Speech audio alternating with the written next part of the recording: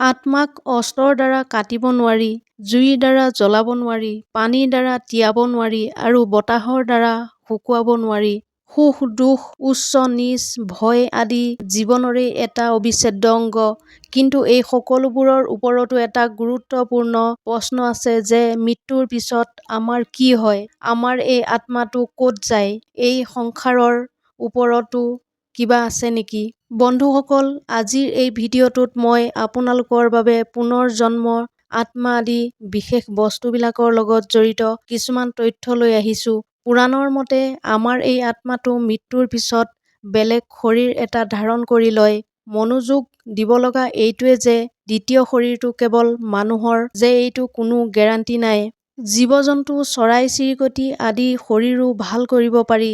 আত্মাৰ মৃত্যুৰ পিছত কেনেকুৱা শৰীৰ লাভ কৰিব এয়া তেওঁৰ কৰ্মৰ ওপৰতহে নিৰ্ভৰ কৰে। পুৰাণত এইটো উল্লেখ আছে যে মৃত্যুৰ পিছত আমি যি চিন্তা কৰি প্ৰাণ ত্যাগ কৰোঁ, আমাৰ পুনৰ্জন্মও সেই শৰীৰেই ধাৰণ কৰে।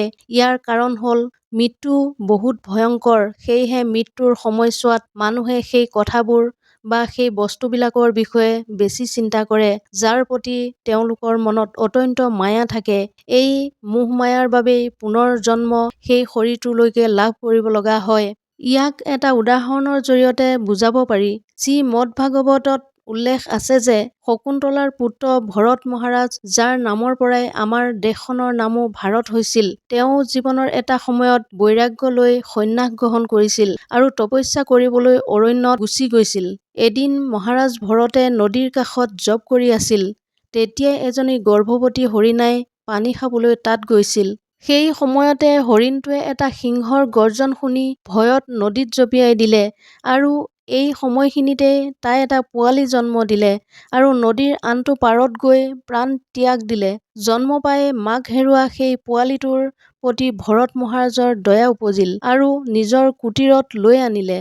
ভৰত মহাৰাজে হৰিণৰ পোৱালিটোক বহুত মৰম আৰু যত্ন কৰা আৰম্ভ কৰিলে। সকলো বনৰীয়া জীৱ-জন্তুৰ পৰা তাক ৰক্ষা কৰে। এনেদৰে হৰিণৰ পোৱালিটোৰ প্ৰতি মোহময়ী প্ৰেম উৎপন্ন হ'ল আৰু সদায় গধূলি হৰিণ পোৱালিটোক অহাৰ অপেক্ষা কৰি থাকে। এনেদৰে মৃত্যুৰ অন্তিম সময়ছোৱাতে তেওঁ কেৱল হৰিণৰ পোৱালিটোৰ কথাহে চিন্তা কৰি আছিল যে তেওঁ এই পৃথিৱীৰ পৰা গুচি যোৱাৰ পিছত হৰিণাৰ পোৱালিটো কি হ'ব। আৰু পুনৰ জন্মত তেওঁ এটা হৰিণ হৈ জন্ম ল'ব লগা হ'ল। কিন্তু ভগৱানৰ কৃপাত তেওঁৰ আগৰ জন্মৰ কথাটো মনত পৰিলে আৰু আকৌ তেওঁ হৰিণৰ ৰূপ লৈ পুনৰ স্মৰণ আৰু তপস্যা কৰি পুনৰ মনুষ্য জন্ম ল'লে আৰু যৰভৰত নামেৰে জন্মগ্ৰহণ কৰিলে। পুৰাণৰ মতে মনুষ্য শৰীৰৰ দ্বাৰাহে মুক্তি লাভ কৰিব পাৰি। শ্ৰীমদ্ভাগৱত গীতাত ভগৱান শ্ৰীকৃষ্ণই কৈছে, যিয়েই অন্তিম সময়ত কেৱল মোক স্মৰণ কৰি শৰীৰ ত্যাগ কৰে, তেওঁ মোক লাভ কৰে। ইয়াত কোনো সন্দেহ নাই। বন্ধুসকল, যদি ভিডিঅ'টো ভাল লাগিল তেনেহ'লে মোৰ চেনেলটো ছাবস্ক্ৰাইব কৰিবলৈ নাপাহৰিব। ধন্যবাদ।